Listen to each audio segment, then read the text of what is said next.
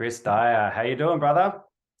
I'm doing pretty good, Jack. How are you doing? Very well, man. Thank you so much for joining me, dude. I really appreciate you. Appreciate your art and appreciate your time. Thank you. I'm happy to be here and to talk to you all the And way out in Australia. awesome, man. Hey, dude. So where exactly are you in Florida now? You seem to like move around a lot. Yeah, well, I'm Peruvian-Canadian, so I got Yeah. homes in Montreal, Canada, and in a village south of Lima in Peru. But with COVID and the vaccination mandates, I just had to move to the States where I had a little bit more freedom to do my thing.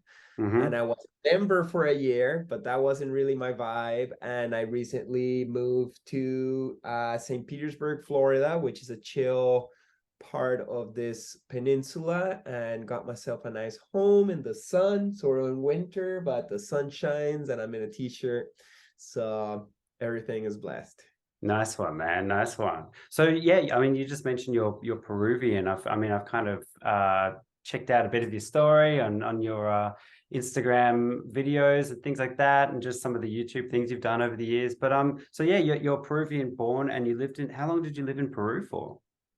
I actually was born in Ottawa, Canada, and I Ah, moved to Peru when I was 4 years old.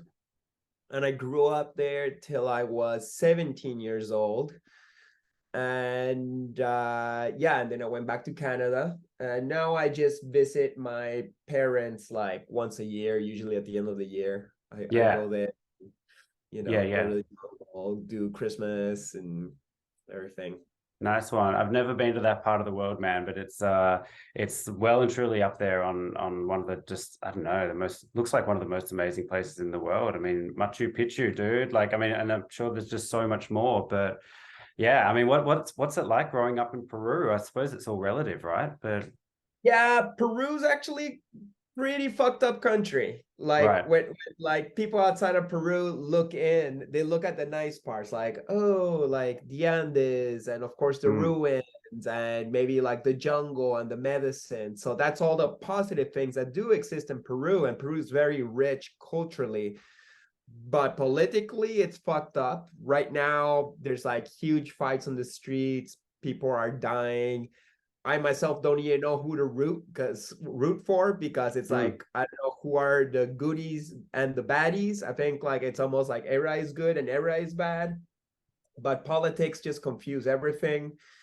And South America in general has a lot of communism taking over many countries, and Peru is the next target. And also, it's very tied in with the narcotráfico, the cocaine traffic. So, like owning Peru, a lot of people want to own Peru. So like people mm. battle it out.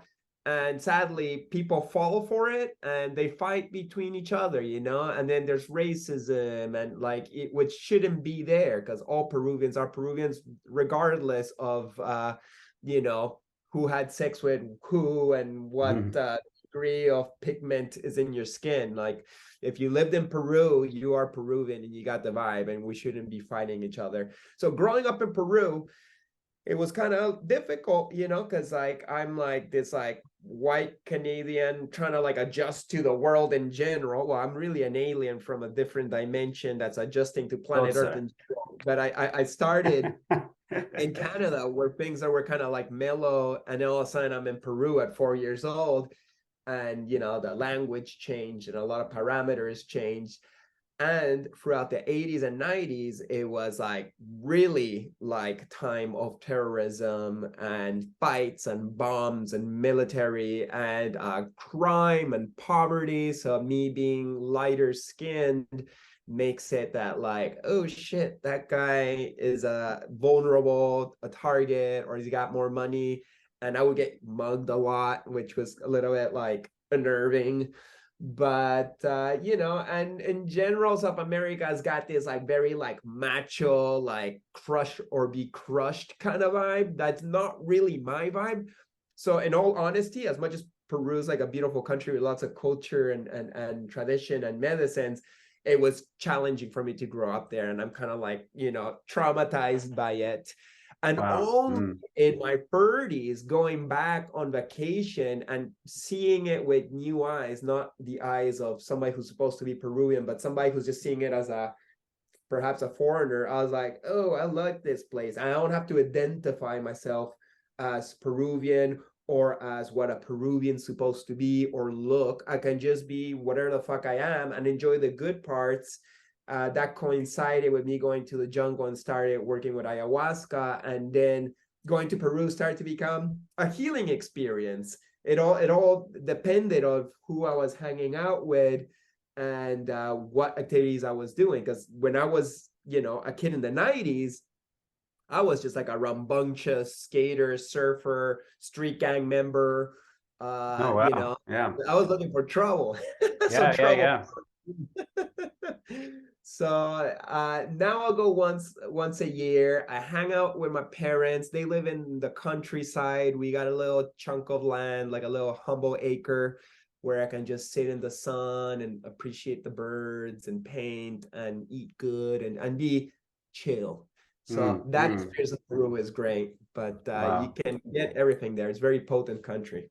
Wow, man, I bet you've had a massive kind of character arc throughout your life, right? I mean, growing up in that kind of environment, being mugged all the time, it would be pretty easy to, I don't know, you can either kind of crouch in, get small and be a victim, or you can actually like fight back and get pretty aggressive yourself. I mean, those are kind of the options, right? Like fight or be beaten up on. Right. And that's the vibe of Peru. It's like either man up, whatever that means, and be almost like a tough aggressor kind of character, or you will be the victim. And as a sensitive, artsy, kind of weirdo alien that I am, I was being a victim. And so in my teens, I joined the street gang. So Right. they had my back. If people wanted to attack me, I'd be like, oh, I'm gonna call my street gang and I'm gonna fucking demolish you guys, which is also hella whack. But I had to go through the motions of life to figure out that you don't, fight fire with fire. You just gotta kind of like let people go through their process, and if they gotta go through negativity, like that's whatever they have to learn, and you just kind of gotta like move back to love, back to God, back to source. But that also is a process to take off the armors that you put on to protect yourself throughout your childhood, teenagehood, etc. That is a difficult process because you feel so vulnerable and naked all the time. It's like, oh shit, I'm back to being a sensitive, misfit. But I gotta find my strength in that sensitivity, and that's been a process. Also, like with many years working with the medicine, it's just kind of like taught me like, hey, you're perfect just the way you are as a sensitive alien weirdo creature. That's cool, Chris, and just rejoice in whatever the fuck you are.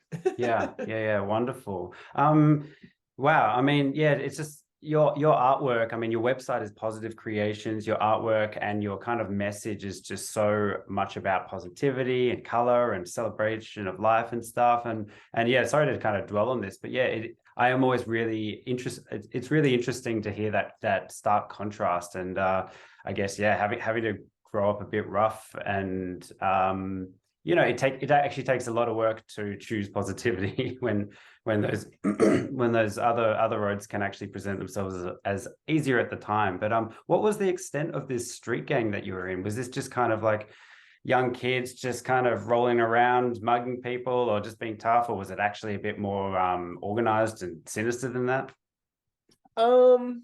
Okay, so to bounce out what you're saying, I think that it's important if you're choosing positivity to have some experiences with the other side of the coin, with negativity, with the darkness, to the point that you get burned and you're like, oh shit, that's not the way. Like, Right. you can't just be like, oh, well, my guru or my family or whoever told me that being positive is good, so I'm gonna do it. No, you gotta have a range of experiences.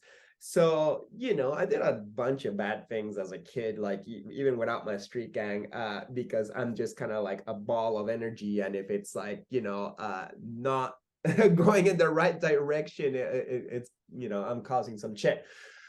The street gang thing came through there was like a fad in my school. I went to like a wealthy boys school, Markham College. It was like a British school, and my dad would work really hard to like get me in this schooling so that I would have a good future.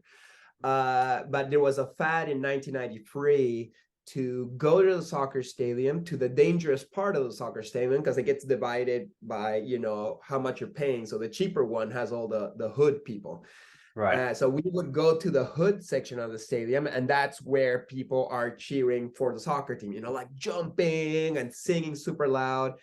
And we would go to, you know, to cheer for the team, and it was hella scary, you know, especially, you know, when you're lighter skinned in a country where everybody else is darker skinned, you are identified quite quickly as a different demographic.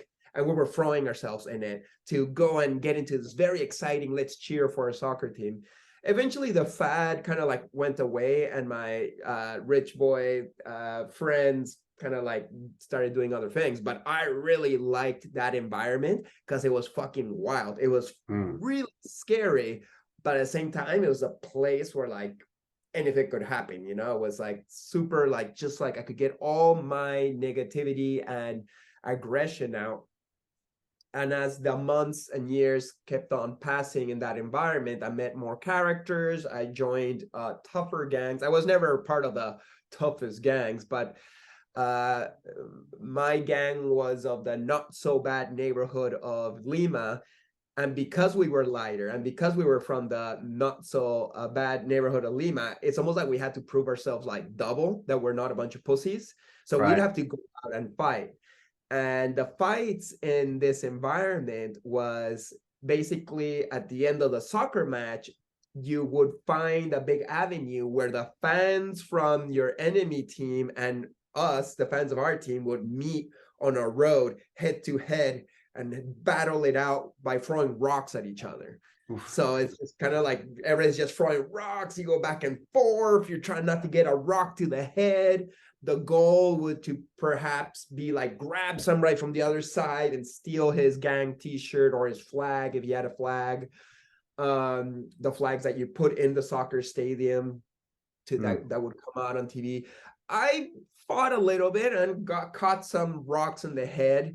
But as an artsy guy, I was more about like going out and tagging the streets with the name of my gang, or designing the t-shirts, or painting the flags that we would like put in our pants and get in the soccer stadium and then hang on the fence and get on TV, and always like recording with my VCR, like the news, and be like, oh, there's my flag. And then like, you know, this like ghetto publicity. And you know, I also got into some fights, and I also went to jail a couple times, and it was really scary. But somehow 14-year-old Chris really found it very exciting. I want to keep it going. And it actually all ended around age 19. I had already moved to Canada, but I was coming back to Peru for vacation, so I would go there for like 3 months in the winter vacation or whatever. And it's a really long story, and it actually ties in with the first times I was doing psychedelics. So I'm 19 years old. Me and my friends did San Pedro Huachuma cactus for the first time. And in Peru, you know what San Pedro cactus is? It's Absolutely. They grow at the entrance of every house in Peru. And because it's kind of like San Pedro, St. Peter, he protects your house. So if you put that cactus, it like protects your house. But it's also like code from the Inca culture that was smashed, that he has the keys to heaven, you know. Right. So you eat the right San Pedros, then you go to another dimension. But anyways, San Pedros are all over Lima. It's not an illegal thing, it's a traditional thing. So my friends, my teenager friends, we were like 19. I was 19. They were probably like 18, 17. We'd go around our bikes with a machete and a towel, and we would find the San Pedros that had enough lines, and we would chop them up, put it in the towel, and just run away. And once we had enough of them, we would go to the beach and cook them for 4 hours, and then drink it. And that was the first time I tripped. Like I was just starting to smoke weed, like probably that same month. Like I didn't smoke weed till I was like 18, 19, and all of a sudden I'm in Peru and all my friends were smoking weed. So I was smoking weed to catch up, and I was getting hella paranoid, but like, you know, I wanted to like get into it with them because my friends were super into it. And then all of a sudden I'm doing San Pedro and I'm tripping like for 12 hours at the beach with them. And in that trip, I put my toque or my beanie. I don't know how Australians call it. Yeah, beanie. Yep. Beanie. Okay. Yeah. In Canada, we call it toque. All right. Yeah. Anyways, I put it over my eyes, and the symbol of my soccer team appears, and it's the U. So it's a U in a circle. So it had like a face, and it's like, Christopher, are you coming to the soccer match tomorrow? And I was like, it's a big match. And I'm like, dude, I'm like 2 hours south of Lima. I'm tripping. I'm not gonna make it to the match tomorrow. I'm sorry. It's like, what? I said, if you're not coming to see me, you said you were faithful to me, that you would cheer like in the goods and the bads, you have to come. And I'm like, oh, okay, I'll come tomorrow. So I pretty much tripped all the way to 6 a.m. And while my friends were going to sleep, I walked a couple kilometers through a desert up to the highway, took a bus all the way downtown Lima to a really gnarly neighborhood where my gang was meeting one of the toughest gangs, Locura. And we were going to hang out in like the worst neighborhood with the toughest gang, and then we're going to go look for a fight to, you know, so that our gang would like, you know, get more respect and all this shit. Right. And I get there and I'm super tired. Plus I'm burnt out from doing San Pedro all night. And one of the locals looks at me who's like, who the fuck is this guy? You know, because I'm white. And I'm like, I am me. And he got really pissed off by that answer that sounded too philosophical. And he grabbed a beer bottle and smashed it on the ground and started going at me like, what do you say to me, motherfucker? And I'm like, oh, my name is Christopher. My name is Christopher. So that's how that day was starting. And then we're like, okay, let's go out and look for a fight. So that neighborhood's not only it's like the most toughest, like ghettoist, hard neighborhood, but also it's the neighborhood that's kind of like owned by our enemies, our enemy soccer team. That's their neighborhood. So that's why the other gang was so tough, because to be in that neighborhood, you had to like really fucking be tough. So anyways, we're there, we're looking for a fight. And we find an avenue that we're seeing down, and we see a fight between two gangs. One of our gangs was like on the far end, and the enemy was kind of like in between. So we're like, oh, if we go at them from behind, we're gonna sandwich them, and we're gonna fucking fuck them up and throw hella rocks at them and steal their t-shirts and their flags. And so we start going at them. And since our group was a little bit smaller than the other group they were fighting with, they had to go through us to, you know, try to escape the sandwich. And in that instance, it was our chance to fucking just go at them. So we're all just grabbing whatever's, I don't know why there's rocks on the floor everywhere in Lima, or at least in that neighborhood, but like we're just picking up rocks and throwing at them, and you just get into the mob mentality. And in one of those things, I grabbed a brick and I fucking threw it at one of those guys, and I see it like barely hit, like missing his head and hitting a garage door, a wooden garage door. And it sounded like bonk. And he just barely like didn't get it in the head. And I kind of like stopped in the middle of the man, is like, holy shit, like I almost hit that dude on the head. And even if I wouldn't have killed him with that brick to the head, he wouldn't have fallen down. And the people from my gang or my side would have beaten him up to death. Whoa. So whoa. later, tense, man. after that whole day, I was like, damn, like, what the fuck am I doing here? Like, why am I like fighting people just because they're from another fucking soccer team? Like, am I ready to kill a man because they're from a different soccer team? Like, this makes no sense. And after that, I decided like, okay, enough of street gang shit. This is not for me. This is not me. And I stopped doing those activities. So to some degree, I feel like the San Pedro cactus spirit who knows all timelines and sees things from the other side of the physical plane kind of pushed me to go and live that extreme experience. So I would just fucking cut the bullshit out and stop living in a way where I'm fighting people for stupid reasons, like a soccer team, like a what distinct culture, nationality, what's the million excuses we keep on looking for to hate on others, like, oh, that's a conservative, that's a liberal, that's a this, that's a that, they're not me, so I'm gonna hate on them. I don't think anybody's ready to pick up a brick and throw it at the other side, but it's all just different degrees of separation. So that was a very important lesson for me that both came from life experience, extreme dive into the negativity, and psychedelic medicines.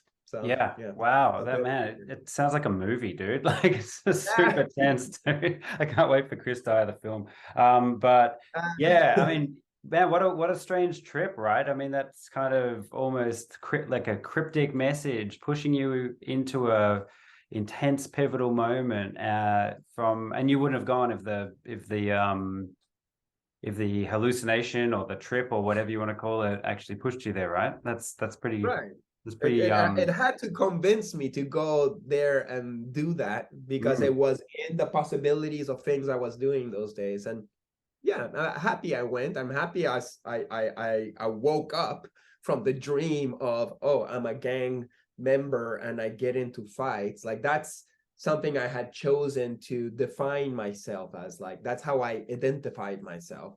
And sometimes you got to wake up and be like, oh shit, I'm not that.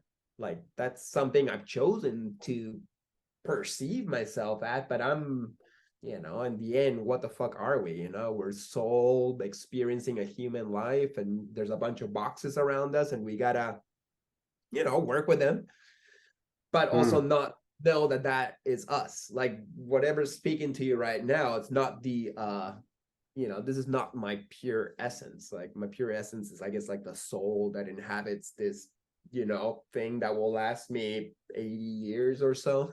Yeah, the meat machine. Yeah, meat puppet, as Right. Duncan Trussell calls it.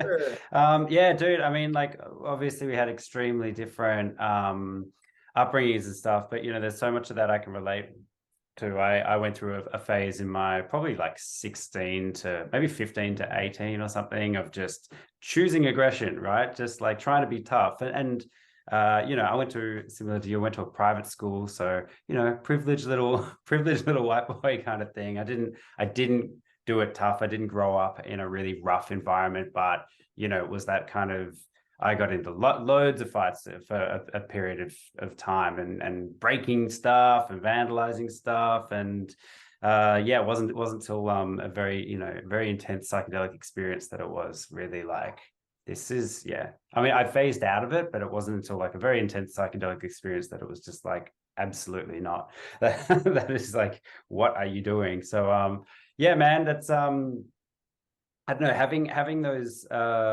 that path, and I guess knowing what you're capable of, knowing the destruction that you could be capable of, is a totally very valid and important life lesson to go through. So I like the way you framed it as well, to understand and really embrace the positivity. I think you do need to flirt with the darkness a bit at some point in your life, right? Well, this world, I don't think negativity is a bad thing. I think both positive and negative are necessary in this world for God to get the experience that it wants to experience through each and every one of us. Each and every one of us, it's kind of like an avatar for Source to have the experience of what it is to live in the physical plane and have pain and to be what we are and to think what we think, but we still are the soul or the spirit of it, a drop of that ocean. that gets to, you know, have choices and go through all the possibilities. So negativity and the possibility of being bad is very important and valuable too. If we didn't have that possibility, like what the fuck video game are we playing? You know, might as well just stay in the world absolute where we're all love and bliss and consciousness. Like, what's the point of going to a place where you could be the opposite of love and bliss? That's also something interesting to that consciousness. It wants to live it through us. So I think it's important that there's always that option and that exists in the world, but there's too much of it. This world is just like drowning in negativity. When actually I'm exaggerating. I think there's as much good and love and positivity in our world as there is negativity. But for some reason, we like to focus more on the negative. Like the news is always the negative. When somebody talks to you, usually a negative story about somebody, may it be gossip or some interesting, like, oh shit, this guy fell off his balcony and broke his head. Like, that's more exciting than like, hey, I'm having a nice pleasant day where I just feel the peace of existence. It's like, okay, great, good for you. Who cares? Yeah. So like, you know, positivity is less spread, even though I think we all have the chance for that in our lives. You know, we all got somebody we love. We all can go to a nice park and see something pretty. Maybe not all of us, like maybe some people don't have that option, but a lot of us have that option. And instead of focusing on that, we focus on like, oh shit, like the World Economic Forum is plotting to fucking turn us all into cyborgs and, and control us beyond recognition, which is also a possible future timeline that we could enter and experience if we choose vibrationally. I believe like there's parallel realities in our present and in our future that we vibrate and move into. And if we you know, believe that the future is negative, perhaps we will end up there. And if we believe that the future can be positive and that we deserve to have a positive future, then we will go there. So I think it's important to like give a little bit more energy towards positivity, you know, give a little bit more energy and attention to optimism, to the good things that could happen to humanity if we take our head out of our own asses. We are intelligent enough to pull it off. We are a little bit immature in general, but we are figuring it out. I think each one of us is growing in our own lives, and each generation gets a little bit wiser and smarter. And also the newer generations already come with better software. You know, the newer generations are these like higher dimensional aliens that are coming to planet Earth to, like, you know, balance out the shit that's being thrown at us. Because the negative side, you know, that works for the darkness or whatever you want to call it, or vibrates along with it, they want to win the video game. They want to keep God contained. They want to like limit consciousness. They want to be like, oh, humanity is waking up to their potential. They're going to go back to like the light. They're going to take one step closer to going back to source or God, or escaping the chains of the physical plane. We got to really chain them down with as much physicality as possible, because we're ruling this video game right now. We got all the powers. We hold the chips or the money that we invented and made all the rules around. They don't want to liberate the you know, the people at the bottom, and we're all at the bottom. Unless you're one of the 1%ers or less that own all the chips, we're all, you know, the slaves at the bottom in this video game. And I don't think that's fair. I don't think God wants that ultimately. Perhaps he wants us to experience what it is to have that experience, but I don't think we're bound to stay there forever.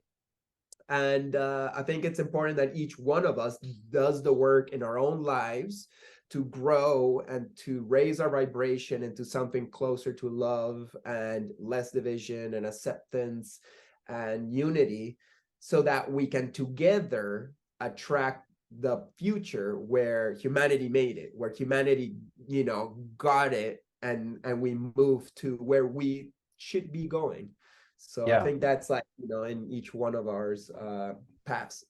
Yeah, wonderful. I mean, I couldn't agree more, man. And I also just want to say I've been watching a few of your, uh, Instagram videos where you're just kind of delivering a message. And yeah, just want to say you've really become a fantastic communicator of spiritual ideas and kind of illustrating those things like positivity that are so important, I think. And it's incredible that you're able to, I don't know, deliver that message so concisely and well.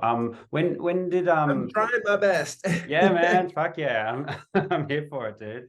I So feel when very clumsy at many times because I'm still just like a aren't we normal all? skater dude. Aren't we all though, man? When did I suppose I've seen a lot of you talk a lot about your shamanic journey, your plant medicine journey. When this big shift into diving headfirst into creativity, positivity, spirituality. When did this, I suppose? When was the pivotal moment apart from that turning away from the violent path that you were on? When did the journey begin for you? It was many different episodes, and it was like a little by little of like allowing myself to be me, or to have the positive sides of me to come up and to find my service for others. Psychedelics were always kind of there and they helped me, but I only really went deeper into a shamanic path like around 33 years old. I'm 43 right now. So shamanism's only been the last 10 years of my life. And it's been a very potent decade. And I'm almost taking a little bit of a hiatus from psychedelics right now because, It's a lot. it's like you heal. And at one point it's like, okay, are you healed enough? Like there's always more healing, but like this constant chasing of like, I'm broken, I want to fix, I'm broken, I want to fix. It's at one point, the fixing part is accepting your brokenness. It's like, okay, I'm like kind of broken, I'm imperfect and whatever, but at the same time, I love myself for it. And if I can just be at peace with that, that is the healing. But before that, I'd say like a big change in between the negative and the positive chapters of my life, because say I stopped doing street gang shit, but I was still like going back to Canada and drinking a lot and breaking shit. Like, like me and my friends used to love to, after the nights of drinking at the bar, we'd grab a crowbar and go around the neighborhood and break all of the bus shelters. And we were just kind of like, we loved breaking shit. And I did a bit of that too, man. like CKY kind of shit. And but but then you're also an asshole to your friends and you're stealing each other's girlfriends, or you're like, just not a good person when you're drunk all the time. So what changed me from that chapter was going tree planting. So in Canada, there's a summer job where anybody could go up north where there's a lot of trees, but also a lot of deforestation. And you live in tents for a couple months and you spend your days planting trees. And that was the first time where I really submerged myself in nature. Like, of course, I understand nature exists, but when you grow up and you live in cities, nature is kind of like a little patch of grass or a random tree here and there. And sure, you do your 1 week trip with your school to check out the rainforest, and then you go back to the city. Lima is a city of 10 million people. It's like a lot of concrete and gray skies, and nature is like a little patch in the back of your house, your yard, if you're lucky enough to have one. But going tree planting, all of a sudden, it's just nature. There was no town for hours there, and they're dropping you off in helicopters in like patches of deforested trees, and you're like putting the mini trees in between the fallen trees, and the insects, the dirts, the frogs, and you're just having a little bit more space to be like, oh shit, like this is reality. This is the true face of planet Earth. And whatever the fuck I've been living to till this point, that was age 20, 21. Whatever I've been living up to now was all lies, Right. It's not true essence of planet Earth. It's human built cultural masks over planet Earth. And this nature is a reality. And I love this nature. I love these trees. I want to help it out. So that was like a little, click in me where I was like, I'm tired of being a drunk asshole. I don't want to be that character anymore. I even changed my name to Carlos Sanchez for a couple years to kind of disassociate myself from the Chris Dyer I had created, which was like a wild character.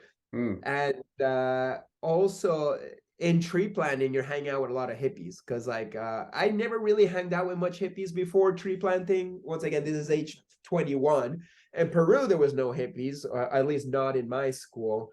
And in college, there were hippies, but like we would make fun of them. It's like, oh, look at that smiley beard, and you throw snowballs at them, and they seem like losers for being such positive, happy characters instead of badass punks and metalheads like we were. And finally, I'm hanging out with them, and I'm like, oh shit, these people are actually like quite cool in a different way. And they're into psychedelics, they're into philosophy, they believe spirituality without religion, they're into traveling.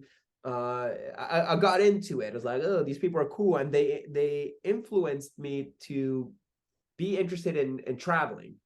And traveling was a big for me. Traveling, like both being in nature for tree planting and traveling, were my psychedelic. Like psychedelic could be something you ingest and you have an experience for a couple hours, but life can also be your psychedelics. And nature was my psychedelic, and life was my psychedelic, and traveling. So inspired by these hippies that I was meeting, I decided to hitchhike across Canada, from Ontario to British Columbia, which took me 5 days because Canada's a huge country, on like very little money. And it was very, I've always been spiritual inside, but when you grow up and you ask the adults, hey, what is God, what is spirit, they tell you like, oh well, Jesus and this culture and this dogma, and then you're like, go to church, and you don't really find it there. But in hitchhiking, I kind of found it, because with hitchhiking, you're there on the road. You don't know who's picking you up. It's all chance. It's all up to the Most High, who will get that tingle and be like, oh, I'm picking up that random hippie, which I had now become, on the side of the road. And what conversation will I have with that random person that picks me up? What lesson will I learn? And the first person that picked me up on that first hitchhiking trip was this woman who had caught her husband cheating, and she found her husband fucking another man, and she was so outraged. She had got in her car and she was driving for days, and she didn't even want to sleep, and she gave me a really long ride. Wow. But it was also very like kind of dangerous because she was all cracked out. Right. But that I would have never met that kind of character in my normal life. But hitchhiking, that's God speaking to me. Hey, and I was there to console her, to hear her out, to give her some words of wisdom or advice or whatever reflections I could help her in her situation. So vice versa, she's taking a chance. She's picking up a person she doesn't know, and maybe it was the perfect person that she needed to pick up in order for her to, take a step in her healing process. So that was like a big change for me. So tree planting, nature, hitchhiking. After that, I got hooked on traveling, and I hitchhiked across Canada and the States a couple times, and then I hitchhiked across Mexico, and then I hitchhiked the Hawaiian Islands, and so on. And once I finished school, I started working as an artist, and I saved enough money to go to Asia for 6 months, and so on. Once my career blossomed and I became a successful artist, opportunities to travel the world started popping up. And yeah, so for me, traveling is such a great way of learning about yourself, learning about the world, and once again, my chance to find the positivity and turn into a good person or a spiritual person, for whatever that means. Yeah, fantastic. Couldn't agree more. And love travel, and so keen to get back at it because the last few years it's not really been possible. But yeah, travel completely helped make me who I am as well, and really shed some of the old crap. For me, it was like a lesson in realizing that all you really had to do was be nice. All you really had to do was be nice, and people will respond really well. People didn't really care about your story. I mean, they do to an extent, but they don't care if you're tough. They don't care if you're whatever your young ideas of yourself were. All you really had to do was be really nice and friendly to people, and you would get that back. If you're closed, you don't get much. If you're open, you get a lot of feedback. So that was a big one for me too.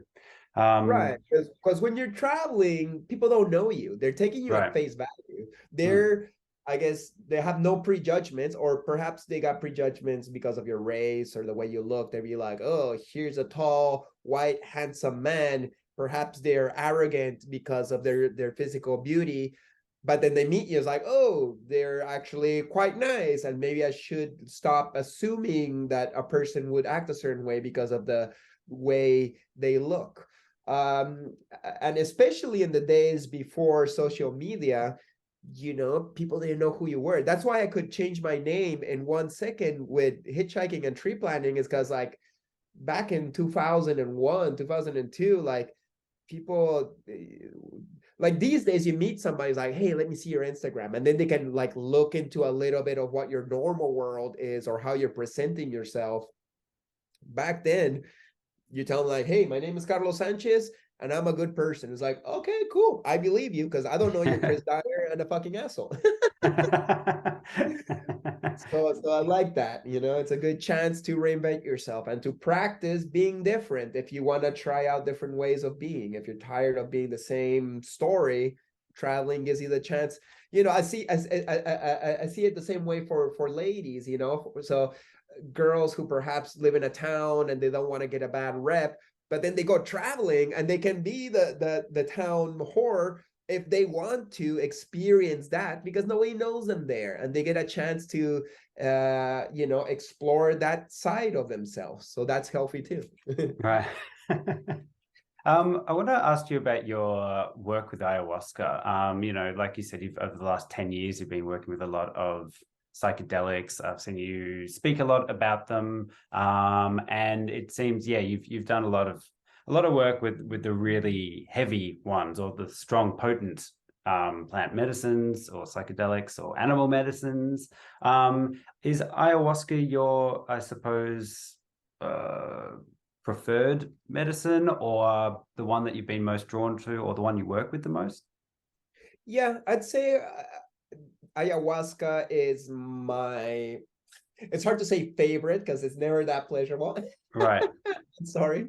But it's my main medicine or path or ally, because I feel she lives in me. I think she was living in me as a guide before I even took her. And by the time I took her, she's like, hey, we were already homies on the other side of reality. Before you were born, we were friends. I don't know, I don't understand it, but she's one of my guides that already is part of my configuration. So then when I started accessing that portal, it was her chance to come in more clearly to this version of me, and for her to show me who I really am, show me what God is, show me what the reality is, and with that understanding, act accordingly, and be a better version of myself, and clean out some of the traumas that I have picked up on this lifetime. As for other medicines, I have tried other medicines, and some are not for me. Some are too strong for me. And others work fine. I don't know. You can ask if you want me to like expand on any particular one, but yeah, Yeah. it's my homie and I How love how, her. how many And times have sorry how many times have you sat in ceremony for ayahuasca? I think I'm at 44 ceremonies. Oh wow, massive. Yeah, yeah. What is I was wondering whether you could maybe expand on the importance of ceremony and maybe kind of what is a typical ceremony like. I've done it twice. I haven't broken through either time. I don't know whether that's just like energetically or whether the dose wasn't right, but yeah, I'm still pretty keen to have a really, have it take me and have it just yeah, anyway. Can you maybe speak a little bit about the importance of ceremony and what the experience is like? Right. I really loved learning about ceremony because before doing ayahuasca ceremonies, whenever I do psychedelics, it would be like, all right, with my homies or perhaps just in nature, and you do some mushrooms and then you feel something, but then you're doing activities or same with acid. It's not like you can do shrooms and acid in a ceremonial style, but till I did ayahuasca, I had not experienced that. So uh, we're hearing a lot about set and setting these days through books like How to Change Your Mind and then the series on Netflix, and the importance of where are you doing these, with what intention, with who, dosages, music, like what's happening around you influencing the trip. And I'd say a ceremony is a very potent set and setting. First and foremost, at least a Peruvian style ayahuasca ceremony, it's in the dark. So you're not even seeing anything in the physical plane anymore. It's a blank screen for ayahuasca to show up and do her dance if that's meant to be in that particular ceremony. And many ceremonies, she will not dance and show me the DMT aspect of it. Sometimes it's just like, uh, psychological conversations, psychotherapy with the mama telling me like, so what's your relationship with this person? Oh yeah, you cut the cords. Okay, good. Do you see it clearly now? Okay, cool. Next lesson. What's your relationship with this trauma? And then she just goes over all these different topics to help you see yourself in a more three-dimensional kind of way, or fourth dimensional, or maybe fifth dimensional. I don't know, but you learn a lot about yourself, and you learn what you have to do in order to live a better life and to have less suffering and to help humanity and to be of service, or just the idea that we're here to be of service to others. Like, that might not be the main concept for our lives many times, but through ayahuasca, it's like, oh shit, I am, first and foremost, I am not this thing. I am beyond this thing. And second of all, I'm not here to just live my life and take care of myself. I'm here to serve others, because others are me and others are God in a different body, and harming others is harming myself, but you see Mm-hmm.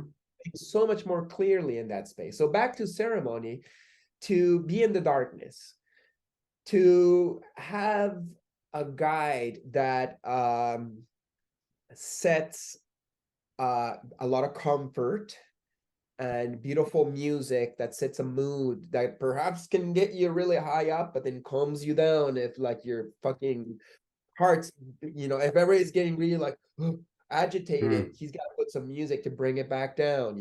That's something that won't happen on a random Spotify playlist. um and also is making sure that noise like losing control. If somebody loses control, starts screaming, you gotta go and like calm them down or deal with the demon that needs to come out. What else? Yeah, just somebody to help you walk to the bathroom. If you can't walk to the bathroom, to have some kind of angelic being walk you through it and know that you're always safe and that you won't just walk out and fall and crack your head and die. Like, it's important to have a really traditional, also, if possible, setting where before the ceremony is starting, to give it up to the Most High, to call in the angels, the four directions, and protect that bubble maloka or tent or space or wherever it's happening, you need to call in like interdimensional beings to protect it from demonic forces infiltrating, because there's a portal being opened and a lot of things could show up, especially like wherever, like, you know, where is this ceremony happening? Is this ceremony happening in the rainforest, where the consciousness of the rainforest is less invaded by human culture? It's more about nature, it's more about the plants and the river and the insects. But if you're doing it in the city, there's a lot of interdimensional beings that, you know, maybe there's even ghosts or other kind of dark energy that are still floating around, and all of a sudden it's there. That's why like a good ceremonial setting has to protect you with a bubble. The shaman should blow you with tobacco to give you angelic protection, and has to keep an eye on you throughout the whole process, so that you are protected in your process of, you know, releasing your own demons and traumas. It's like it's deep surgery, and somebody's got to keep an eye on you. Not necessarily like you could learn to do it without the shaman too, but so far I always prefer if somebody's got an eye on me, so that if I get out of control, which I always hope I don't, but if I do, you know, somebody's got me. Yeah. Have there been any particular experiences or visions or revelations that have really stood out to you, or been really important in your development, or just kind of blown your mind or opened your heart? And I guess more broadly, like what has ayahuasca really done for you in your spiritual development? Well, yeah, for sure. I've seen a lot of things, and I have a really hard time bringing him back, because once I'm there, it's almost like you're stung by an interdimensional spider. I'm just like, ugh.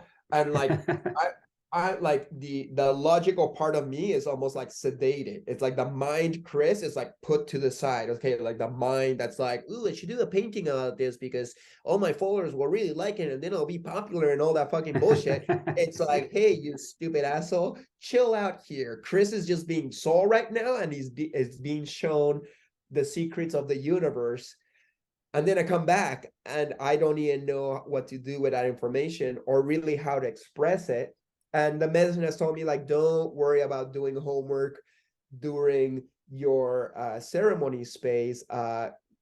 We will allow it to come out through you in a very organic, subconscious kind of way. So when I'm painting, I'm not thinking like, oh, what did I see in my last ayahuasca ceremony? I'm going to paint that thing as if I could even remember it or had a photographic memory. Plus, it fucking keeps on changing. And it's like, I don't even know what I'm seeing. It's just like energy explosions and mandalic worlds that seem like a matrix, where there's villages of beings and pods of consciousness from another dimension, but I don't actually see them. I feel them, you know what I mean? So there's a lot of feeling. There's a lot of feeling and knowing. And sometimes the visuals can complement, but the visuals don't really tell me so much. It confuses me a lot of times. I don't know, like in 44 ceremonies, I've had a lot of different visions. And then there's the, you know, the DMT moments and the Changa moments, and that will take me back to that place like in 1 second. I was like, holy shit, I'm here. What the fuck? And then I gotta come back in 15 minutes and try to make some sense out of it. But it doesn't matter, you know, it doesn't really matter. Like, once again, I'm not going to those places so that the human Chris can, like, you know, achieve some kind of goal or painting or purpose or sound cool to his peers in the knowledge of something secret. I'm just trying to understand the nature of reality and to find some kind of comfort knowing that right here in a really thin veil, there's another universe with beings who back me up. And I feel they love me, and I feel they want to heal me. It's almost like, yeah, the last time I did I haven't done DMT a lot. It's not like a medicine I've done a lot. And Changa, I had done a little bit, and it kind of like, Changa seems almost like the doorstep of DMT. But somebody had sent me some Changa, and I did it recently, And I thought it was just going to be like a mellow vibe, and fuck, all of a sudden I was in DMT world, like, oh God. And it was like, you know, because I know that place is like, well, you know what this is about, kinda, not really, but you know where you've thrown yourself into. So just like, you know, enjoy it while it lasts, and just like be happy that this other dimension exists. When I'm in that place, I feel like I'm taking Chris to the I feel like Chris, or at least my body, or my energetical body, or whatever the fuck this is, it's like I take it to the car repair, you know, to the garage. And all of a sudden, boom, I'm in the car garage, and the mechanics are like, oh shit, Chris is here. We only got 15 minutes slash eternity, since time's irrelevant here. But Chris is here. Let's repair him. And they go to town on me, and they move things around, and they take something out, they put something in, they like put in a couple codes, and then it fades away. And I'm like, whoa, what the fuck? You know, like, that's incredible. Like, I don't even understand, but you know, it's so incredible. So yeah, in response to your question, like, yeah, I've had different ayahuasca ceremonies take me different levels of deepness, but I've had some ayahuasca ceremonies that were so strong that I'm in the other dimension for hours, and it gets really exhausting on my body, because at the same time that I'm like in another dimension, realizing that I'm God in a video chair controlling the avatar of Chris, and I'm the same God that is also in the body of everybody else, and it's just like a giant video game in a way of speaking. At the same time, I'm realizing the secrets of the universe and the nature of reality. I'm feeling really fucking sick. My body is like, what the fuck is happening? Why are you in a different dimension? I don't understand. I just want to puke.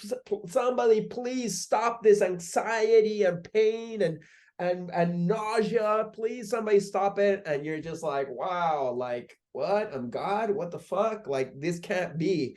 And God repeatedly is trying to nail, like, yes, you're God. But I'm not saying me, Chris Dyer, because you are also God. We're all God, but we're God with amnesia in this like super cool high technology virtual reality game.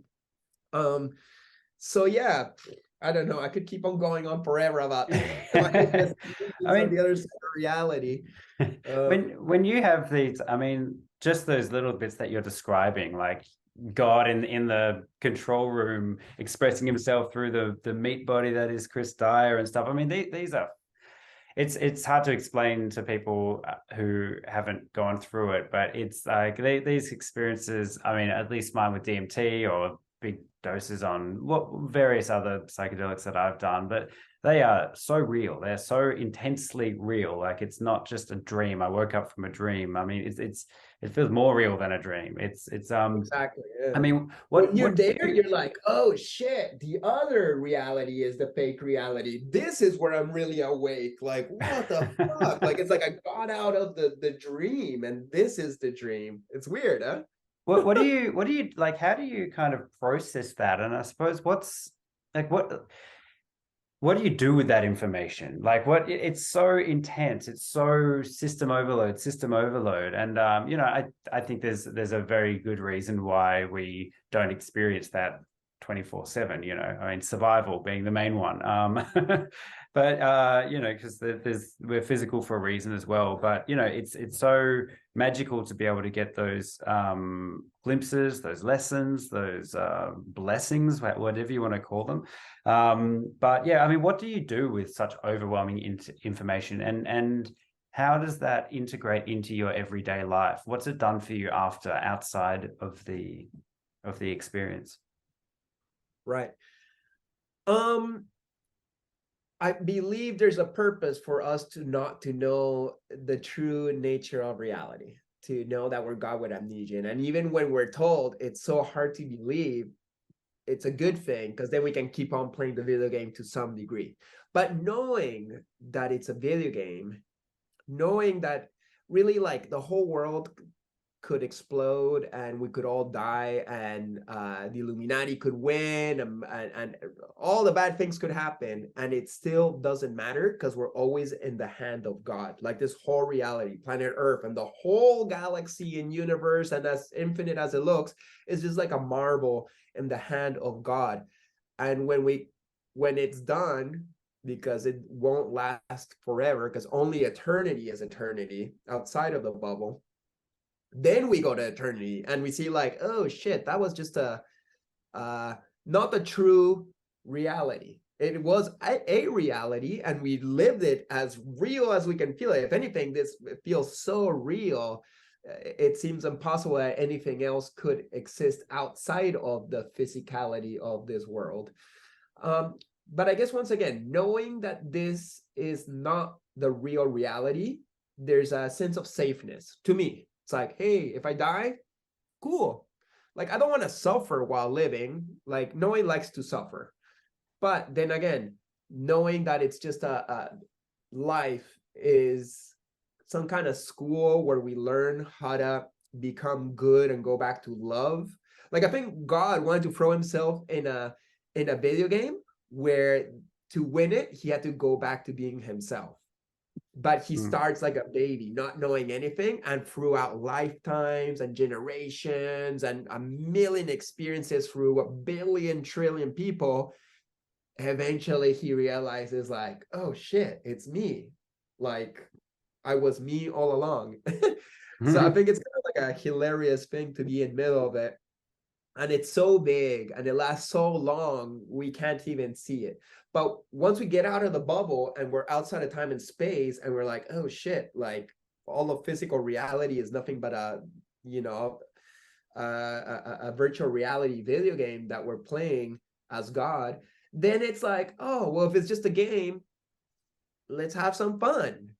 I'm God turned into human. What can I do in the physical plane? Let's do some fun things. Let's go out skateboarding. Let's have a couple beers. Let's have sex. Let's have fun. Of course, doing all these things without hurting anybody, of course. You know, if anything, bringing joy to other people because they're also you outside of the bubble. It's like, hey, I'm bringing a little joy to this person. And they don't even know that I know that they are me. And it doesn't even matter. At the end, once we all escape the bubble, and we're like, oh shit, high five. Thank you for giving me that beautiful smile on the street on that one instance. It really cheered me up and made a difference in the video game.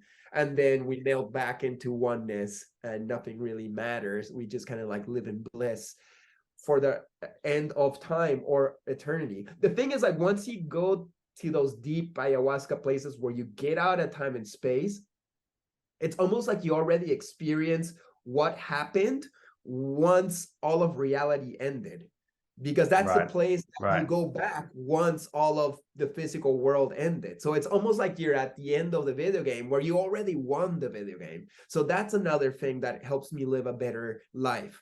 The video game, there's no way God is not going to win the video game.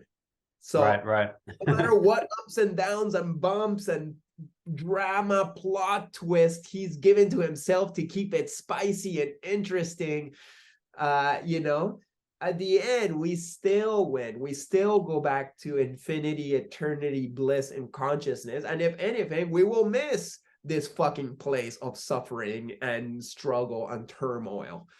So knowing that, let's enjoy the fucking ride. Let's enjoy the fucking video game and make the most out of it and try our best and forgive ourselves for our mistakes and you know, everything bad we do, like, well, you know, let's realize it and try our best the next day too. Because God would never judge itself forever. It's like, oh, I made a mistake. Okay, reset button. Let's go again. You know, next life. Yeah. I find with you know, substances like ayahuasca, I haven't had huge experience with ayahuasca, a little bit, but I've spoken to many people that have. But I have done a fair bit of DMT. But I find that, I mean, some of the kind of concepts and ideas that you're talking about, which I really like, you know, like the life is a video game, and then once we, you know, in a video game, you can even be like, the players can be shooting each other and killing each other, and it's cruel and horrible, but then you turn off the game and you're like, ah, man, you're an asshole, that was fun anyway. And I do like these ideas of like, after death crossing over and actually the souls reuniting and just being like, wow, you were prickly. Wow, you made it a bit tricky, but hey, here we all are together. But so back to the kind of ayahuasca thing I was just about to say is I find with those chemicals, medicines, whatever, it does seem to be accompanied with a loving message, the loving hand of warmth or guidance, therapy. Often it will show me the work I need to do with and deliver the message with love, which is I think the really incredible thing about that stuff. There are other kind of substances, like I've had some pretty intense, pretty like really surprisingly deep experiences on things like ketamine, and I think it's a really interesting, exciting substance, but I don't really feel that there's any kind of spirit to it. I don't really feel like there's any kind of guidance. It seems like you can kind of play with, if you go deep enough, you can almost play with the fabric of reality, but it doesn't particularly seem like there's any deeper purpose or loving nature to it. Not necessarily there's no love, like it's not cold or anything, but it doesn't have the cradling love that you know, DMT or ayahuasca might have. I was wondering with some of those kinds of ideas, you know, people can kind of get lost with those things, thinking that the world is a video game, so nothing matters. You know, things like nihilism can kind of come in, or if you've got sociopathic tendencies, a lot of those ideas do come very close to possibly not really leading to a harmonious existence for some people. Have you I don't know, have you had many experiences with people kind of just on the other side of that tightrope walking, or substances maybe re-traumatizing people, or getting God delusions or anything like that? Yeah, it's so tricky because these are such potent technologies. There's definitely a dark side, and you have to have enough wisdom to learn the good lessons from it without, you know, thinking that all of a sudden you're so woke that you got a license to do whatever the fuck you want. So when I'm coming down from like a strong trip, ayahuasca, let's say, I still gotta like stand up and, you know, let's say walk to the river to you know, bathe myself and wake up and reconstitute into the physical plane, and all of a sudden a bee can sting my hand. Actually, 2 different times where I had Yeah. ceremonies, I've had bees sting the same hand. And it's almost like a reminder of like, okay, yeah, you're eternal and you're safe, and nothing really matters in the end because it's just a video game, but you're here right now, and getting stung in your hand, that matters to you because it hurts. And you don't want to hurt. And so in that way, you're reminded that in the physical planes, there is parameters, there is gravity. I need to take a step in order to move. You can't just like think that because you're like something else in a different dimension, that what you are here doesn't matter anymore, and that you can just go out there and murder people and it doesn't really matter. And it seems like some people get that message, or perhaps they get infiltrated by the wrong spirits, and they, you know, and there is some balances. Like there has been instances in my own family where I had an uncle that did LSD, or too much LSD, at a young age when he perhaps was too sensitive, and he was crazy for the rest of his life. And that's a sad story. You know, I always knew him as, you know, crazy Uncle Alan, and you visit him and he doesn't really like get reality so well. Like, he understands who I am, but something's off. So that was always a warning in my own family, is like, hey, like, don't like short circuit yourself with these things. I'm sensitive, and I try not to break Chris in the process of awakening him. So for example, when I did Bufo, I was like, oh shit, I almost broke Chris on that one. Oh yeah, Don't do Bufo anymore. Like, that's it's intense stuff. yeah, it's too sharp of a knife, and it's even hard to explain how sharp it is. And I would say that the entities from that dimension are more masculine not the masculine and feminine, like I don't want to say masculine bad and feminine good, but say ayahuasca is like a mom. Chris, I'm gonna beat you up, but I love you, and this is for your healing. The Bufo entities were more like stern grandfathers, like I'm gonna chop you into little pieces and hope for the best, like you'll and you're gonna have to, give up into death right now and be ready to die. And and if not, too bad.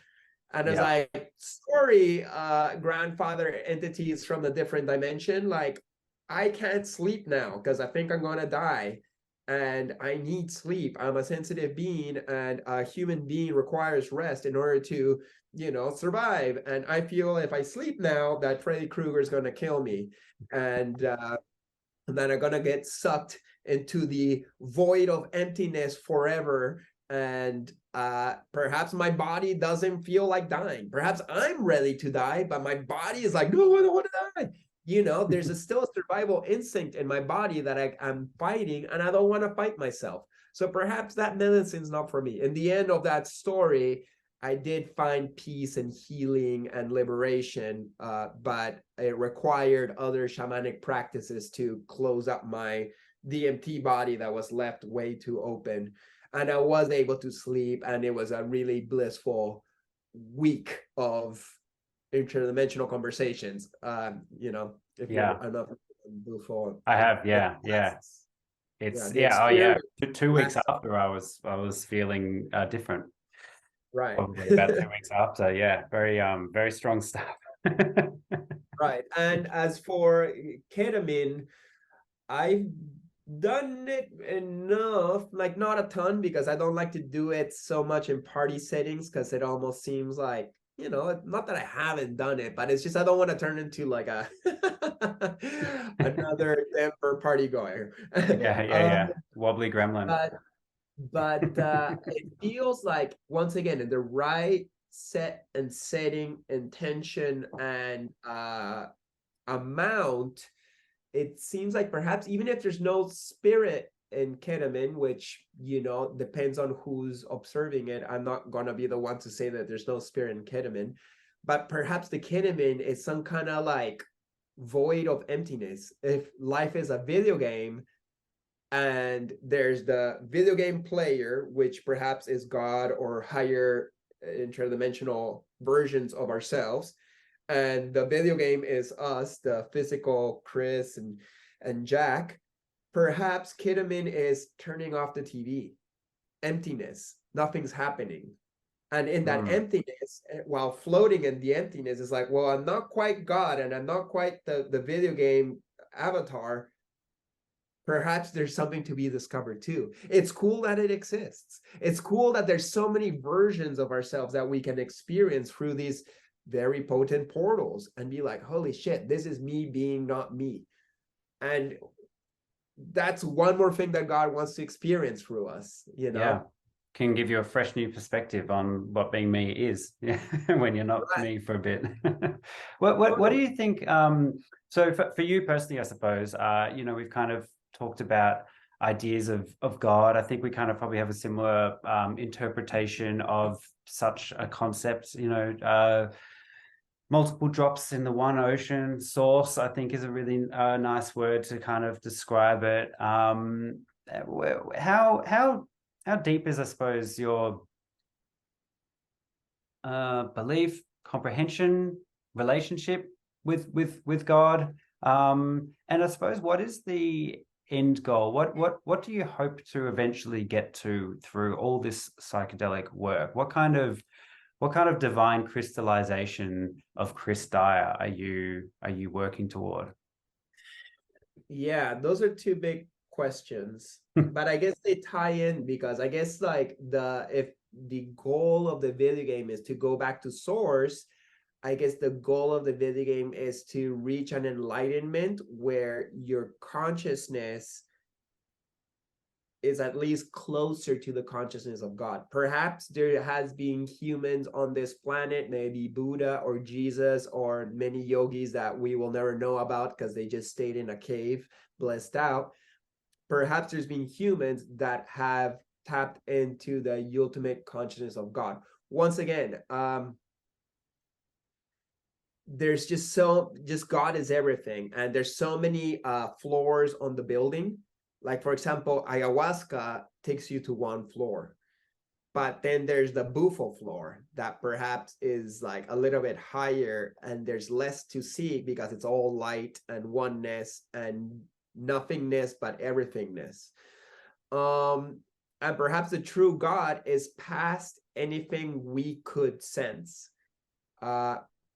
So I don't know if any human has attained that level of becoming God in consciousness where they've gone past the bufo. You know, perhaps boof was the top of the floor. Perhaps there's more to it. Like, I couldn't even absorb the bufo floor. Like, I don't remember what happened on my bufo thing. Like, there's a video of me taking it, and I'm on the floor fucking shaking. And sometimes in dreams, I feel the expanse of light and eternity and angelic realms that barely even have shapes, but maybe a little bit. But perhaps there's more after that. So I don't know if the goal is to go back home to that source where we're just all at least getting to the stage of being loving people, to not have negative emotions towards others would be nice. What am I trying to achieve in my life? I would love to live my life without no fear. Like, because we all have fear of something. Sometimes we can have fear of like places we don't know. Like, I've been to places where I have fear. Like, I've gone and painted in Palestine, for example, and I went not thinking I was gonna be fearful. I was like, oh, I'm gonna go to Palestine and I'm gonna like paint for these refugees and it's gonna be awesome. They're gonna be so happy. And once I'm there, I'm like feeling kind of nervous because they don't understand who I am or what my culture is. They just see like a white dreadlock tattooed dude, and they're all fucking with me, throwing things at me, pulling my dreads, cheering things I don't understand, which I later on was told that were insults. They just didn't understand me. They perhaps feared me. So in their fear of me, they created an environment that, even though I was there to serve them and paint their neighborhood, I felt kind of like not safe. And I had my girlfriend there too at the time, and I was like, oh shit, like I can totally see them checking out my girlfriend, and perhaps that culture doesn't have so much respect for females. And so I am aware that I can be afraid on this plane still. Like, if all of a sudden like a bunch of ruffians break into my house and point a gun to my head, I'm gonna be afraid. I guess my goal would be to be so confident that the other dimension really exists and it's the true reality of my being, that even if I throw myself in a terrible jail hell, I would be at peace and I wouldn't be afraid. I would be calm. Or perhaps enlightenment is a self-acceptance of oneself that's so great that I can be afraid, and it's okay to be afraid, and I accept myself for it. So you know what? I'm afraid right now. I do not understand what's happening. I perhaps feel threatened by the unknown or unsafe, but you know what? I love myself through that too. It's okay to have human emotions. If not, why did I make myself human? So perhaps my ultimate goal is to accept myself so much that there's nothing I could do wrong. Even if it looks right, like, oh, I shouldn't be insecure about myself, about this and that. You know what? Accept myself too. I'll accept my insecure self. That's good too. I love you, Chris, in your petty human existence. You know, I'm trying to figure it out. But basically, I guess we all just want to be happy. And I think we become happy when we're not afraid, when we're comfortable in our own skin, when we're doing good to others, when we're living in love, you know, serving one another and not dividing ourselves and being like, these are the bad ones and we're the good ones. Like, you know, I don't want to have negative emotions towards anybody. I still do. People fuck with me. People steal from me. People have cheated me repeatedly. People have used my name to get up and totally defamated me and made me look like a bad person. Like, and I get angry. I get angry at it. It's like, this is not fair. Like, what did I do? I was just trying to help, and then people took advantage. And then I gotta go back to like, well, can you live your life being angry at people, hating people? Like, no, I want to love everybody. I want to love the people who fucked me over too. And it's not easy. I'm trying my best. Yeah. Or at least I'm gonna try to accept myself that I can't love every day, because you just can't force those things. You gotta be honest. You gotta be honest with yourself. You can't lie to yourself. If you're feeling like fuck that guy, that's how you're feeling. But hopefully I can also allow my heart to let it go. Remember that that is also God trying to teach me a lesson through a different human being. And hopefully eventually I can just be like, oh, we're all just God in this video game, and who gives a shit? It doesn't matter in the end. I forgive them. Go and do the best with your life. You did what you did to me. Blessings to you, and let's move on, because I just want to live in peace. So yeah, perhaps that's the goal for myself, you know, to find some peace, some relaxation, some self-acceptance, and a lot of love. Do you think some of those negative things of people using your name or trying to cheat you, whatever? I mean, is that just something that comes along with a kind of a degree of fame? Because, like, I mean, you're very you're extremely successful in your art practice. You've got a huge audience. You've got a lot of people, and also wearing your heart on your sleeve, being open. You know, maybe that is just a byproduct of having that much access to that many human beings, you know. Yeah, being public is a situation. Basically, you know, I guess being famous is cool for like a bit, when people are like, oh, I recognize you and I think you're cool. And then you're like, oh, cool. Somebody outside of myself thinks that's cool. Maybe now I can allow myself to be cool or to feel good. The goal is to just know that you're great. Make people think you're the coolest artist in the world or the biggest fucking piece of shit of the world. At the end of the day, what I've learned through both good and bad experiences is like, all that matters is what I think about myself.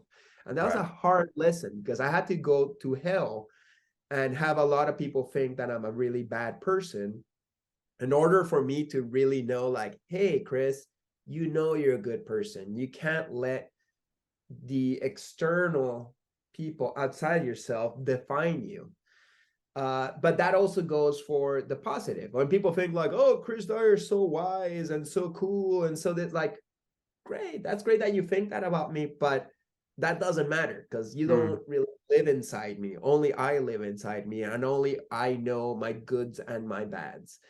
But yeah, when you throw yourself and you become a public character, all of a sudden you got this cartoon character that's not even you. It's just the you know, this person you're presenting is like, hey, I'm this person, I do some art, maybe I look cool with my dreadlocks, or I cut them off and now I look normal, and then the filter of each person will make a character judgment. It's like, oh, he cut his hair, maybe he's cleaned up his act, or oh, he's got dreadlocks, maybe he smokes hella weed. I don't know, everybody's got their own like judgments that go along appearances. Like, oh, he's a male, oh, he's white, so maybe he feels like he's cooler than other people. Like, people have their own interpretation of you, even just because of appearances. And then you can tell them like, hey, I think that we're all God, and be like, oh, that guy's hella arrogant. So at the end, what other people think of you doesn't matter.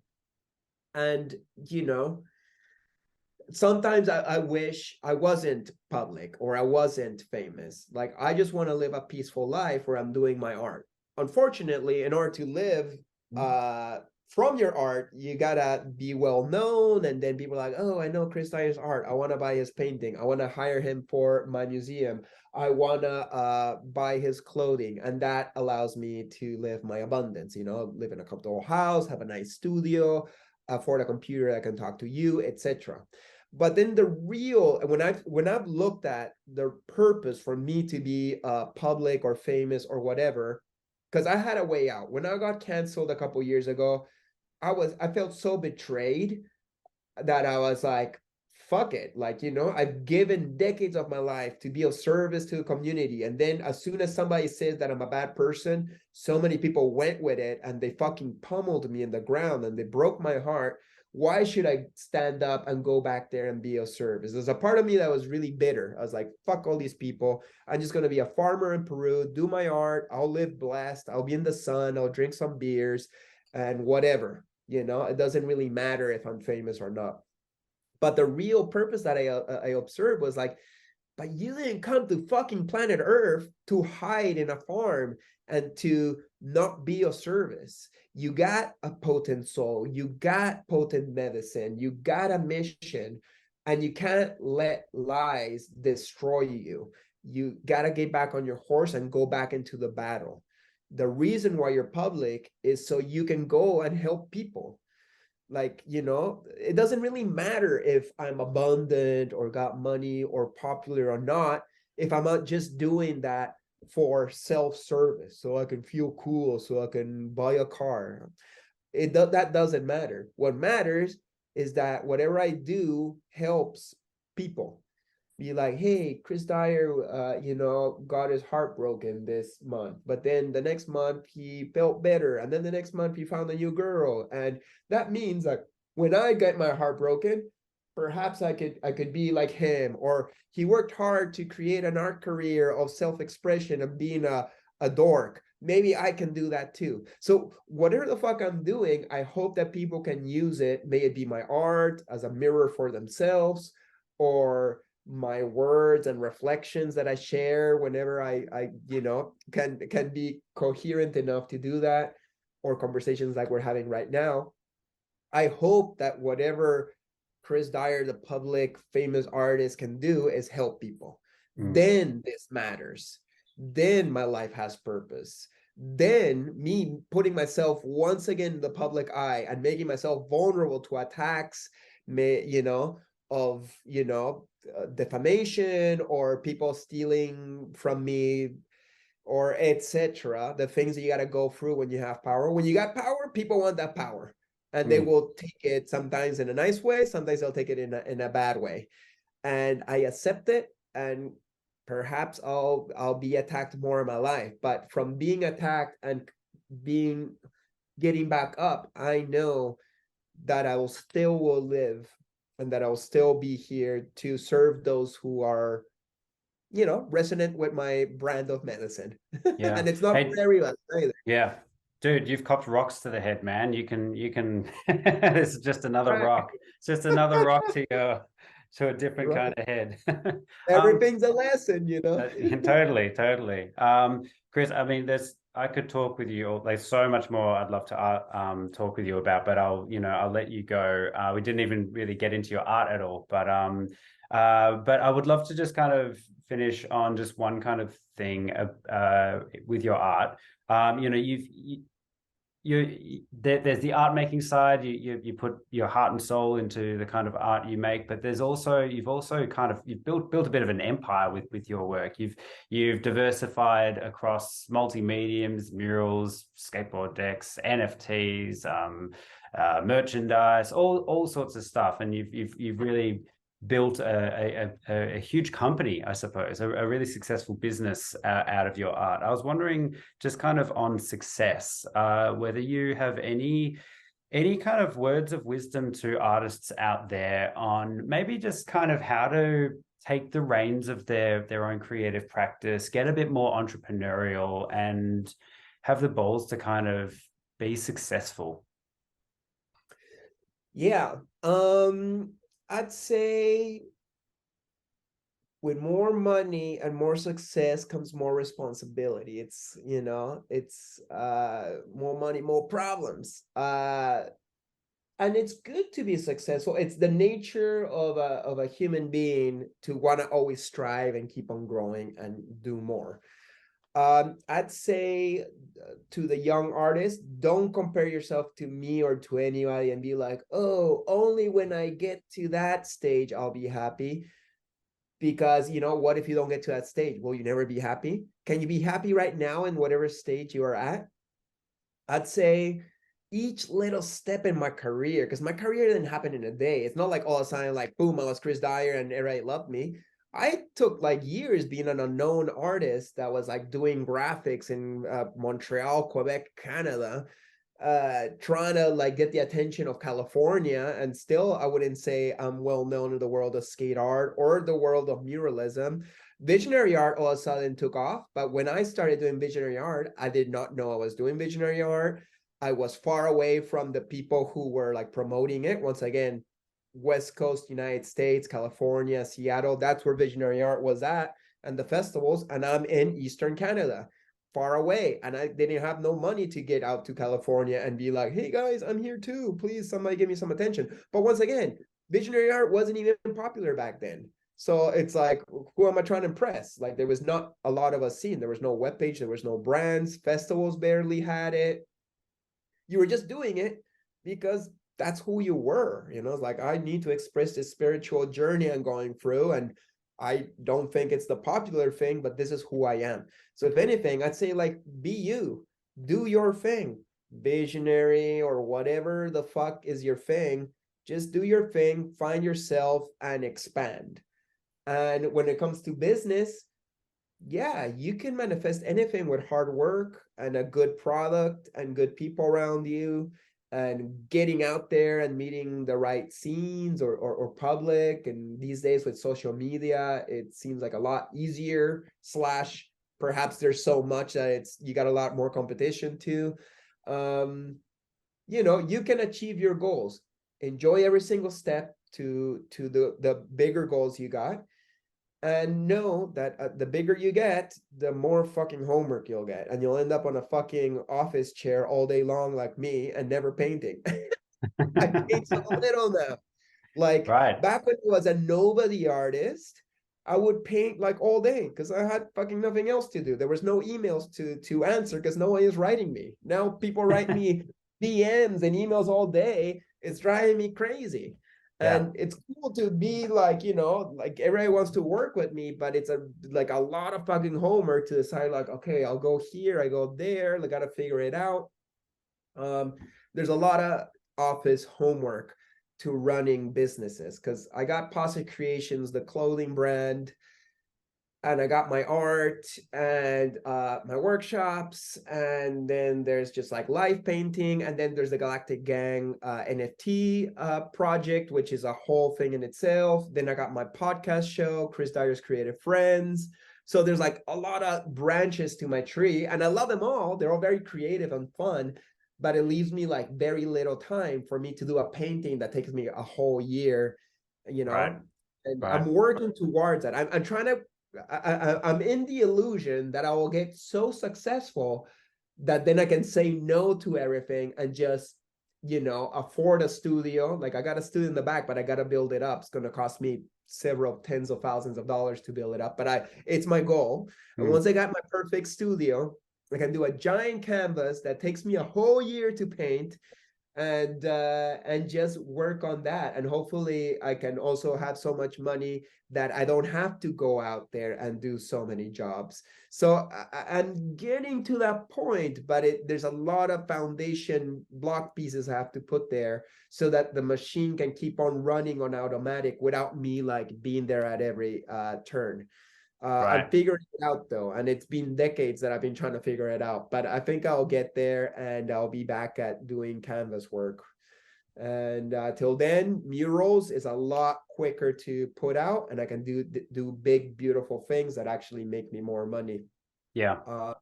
So yeah, there's a lot I could say to the young artists, and encouragement of their own career. I do whole workshops, even the business day of my workshop. It's like 3 or 4 hours of me just like, you should do this, you shouldn't do that, you should do. And I've had to learn it all by myself because I never went to a workshop that taught me how to be an artist. I just kind of like figured it out by trying a million things, and most things didn't work. So I lost a lot of time by doing things that didn't work out. Yeah. But I'm finding the things that do work out, and I'm happy to share them with others. Because like, how does it hurt me to tell a young artist like, hey, don't do that, do this, and then they find their success quicker? How does that hurt me? Like, I Yeah. don't think so.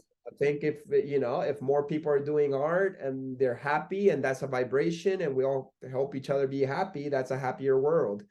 And hopefully also people remember like, hey, Chris Dyer helped me when I was a young artist. So I will still, help him when he's down. I don't know. Yeah. Great attitude, man. I love it. I really love it. I think that's the best. That's the only way, really, isn't it? It's yeah, good. I love it. Hey, Chris, thank you so much for coming on and making the time, man.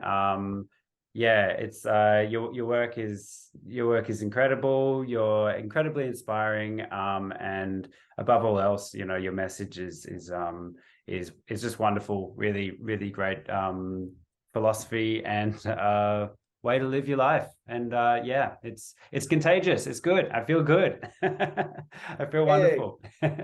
So yeah, some energy. of course, man. Yeah, again, thank you so much. And is there anything any way you want to direct anyone or to find your stuff or buy prints or anything like that?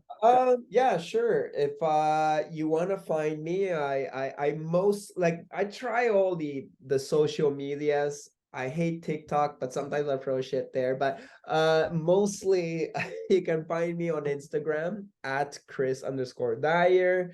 I got a webpage, positecreations.ca, as in Canada. I got a web store with cool products, clothing, stickers, patches, prints, skateboards, etc. That's positivecreations.net. If you're interested in the Galactic Gang with a K, the first K, galacticgang.com, or just look for our NFTs on OpenSea. What else? Oh yeah, my podcast, Chris Dyer's Creative Friends. If you're into cool podcasts like this, I do a podcast where I interview all my artist friends who are fucking awesome. And I think I'm at episode 63 at this point. So Excellent. It's on YouTube. Yeah, just put Chris Dyer podcast and you'll find it. And what else can I plug? Yeah, I'm not going to Australia quite yet. Well, I've been a couple times in 2012 for the eclipse, and I was there 2018 for Earth Frequency and Rainbow Serpent. And I also taught something at in the Byron Bay area, Paradise One. That's like 2018. So hopefully I'll return one day to Australia, but till then I send you my love and awesome, man. see you out there in the world. Fantastic. Thanks, buddy. Really appreciate it. Thanks everyone for listening. Take care. And Bye. blessings.